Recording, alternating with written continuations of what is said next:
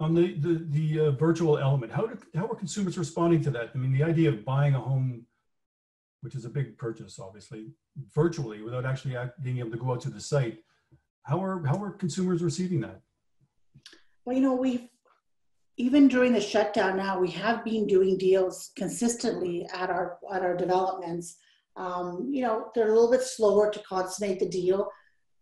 It always surprises me at how technologically savvy everybody really is. I mean, we're all online, we're all on Facebook, we're on LinkedIn, we're on Instagram. Young or old, people are connected to the computer. They're online shopping. They're scrolling for the news every day. So if you make it simple, which is what we've done, very, very easy.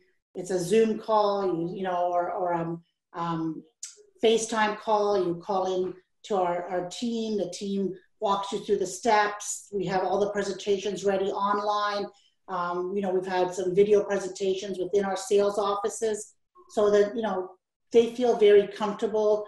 They're provided all the information, and it's up to them then, to make the decision. They're obviously, sometimes it's taking a little bit longer, that they may have to have a second or third call or visit, or they might have to get online with their broker also. But we're making it extremely easy for them to be able to navigate this. Mm-hmm.